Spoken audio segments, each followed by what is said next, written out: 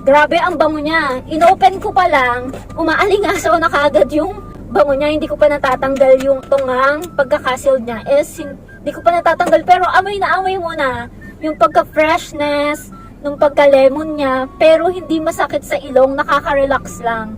Kung may sasakyan ka nga rin, for sure, katulad din kita naghahanap ng mga air freshener para nga sa sasakyan natin. Huy! Siyempre, gusto natin fresh and mabango ang ating mga sasakyan. Why don't you try this car air freshener? Bukod sa very affordable na, is sulit na sulit pa at talagang sobrang bango. Yung bangong hindi masakit sa ulo, hindi nakakasuka.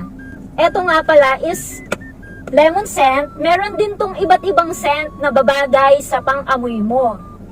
So kung gusto mo yung scent na parang pang F-boy, parang poging-pogi, you can try the cologne scent. Eto kasing in-order ko is lemon scent dahil mahilig ako sa mga citrus scent. Ganito nga pala siya guys, sobrang laki na to at very affordable pa. Ang kagandahan nga nito, meron tong adhesive, ilalagay mo dito sa likod.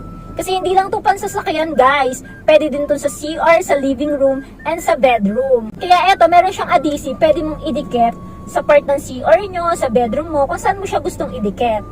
Then, dahil dito ko siya sa car ilalagay, no need na ako mag-adhesive. Ang kagandahan nga nito guys, 3 to 4 months bago maubos, unlike sa mga binibili natin air freshener na wala pang 1 month is wala ng amoy.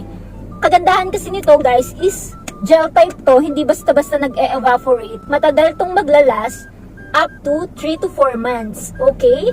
So, ganito nga pala siya kapag gusto mo na siyang gamitin. Yan, i-open mo lang yung konting part niya.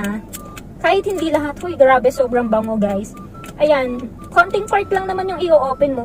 Ang bango niya talaga. Then, isasarado mo lang. Okay na yan.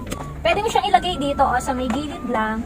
Then, habang nagda-drive ka, yung aircon, eto, amoy mo na yung amoy ng lemon. So, sobrang refreshing yung amoy. Sobrang fresh and mabango. For sure, kailangan nyo ng ganitong air freshener para sa sasakyan ninyo, sa bahay, sa kwarto, sa CR, sa living room.